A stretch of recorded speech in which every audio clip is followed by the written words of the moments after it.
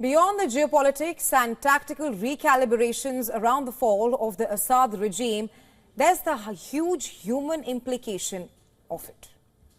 Right on top, the return of hundreds of thousands of people who fled Syria down the decades, and whether the new administration lives up to their aspirations, and onto the even bigger task of repair of shattered Syrian canvas. The pictures on your screens right now tells you that Damascus is buzzing again. Thousands who had left the city down the last decade of the civil war, they are now on their way back.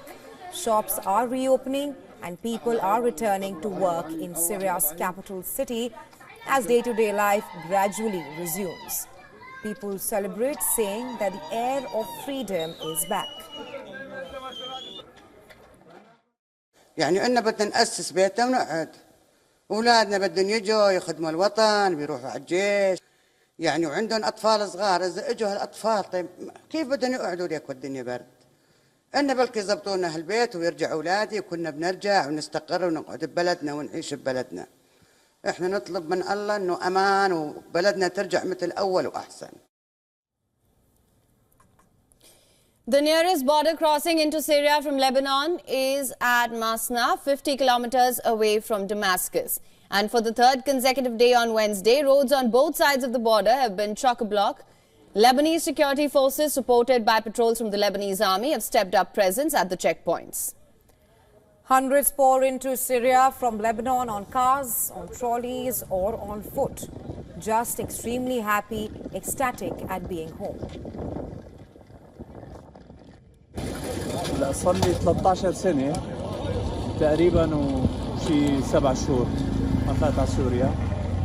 هلا اخترت لأنه سقط النظام، تغيرت الأمور، صرنا نفوت على بلدنا بحرية، ما صار في حدا عم يلاحقك، يعني أنت مرتاح تفوت على بلدك بترجع بتشوف أهلك ناسك. People are also entering in droves from Turkey. Big challenges enter the picture as well, the biggest of them being getting these people homes and jobs and healthcare. Less than two-thirds of hospitals and primary care facilities are functional, and even they are to be subjected to massive loads.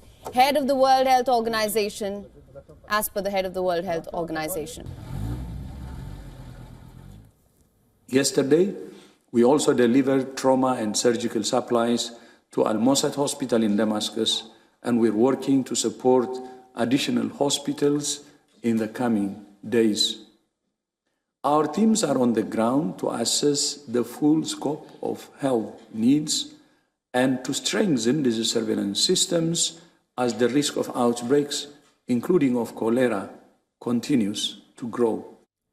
The new Syrian Prime Minister, Mohammed al-Bashir, has said that it is time for people to enjoy stability and calm. There are moves on the diplomacy front too.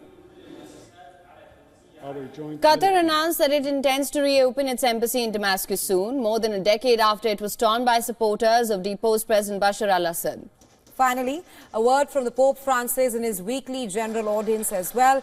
Pope Francis says he prays that people in Syria may live in peace and security and mutual respect. He has expressed hopes of a peaceful political situation without further conflict, enabling stability and unity for the immediate term. That's probably the biggest of many prescriptions that the country needs.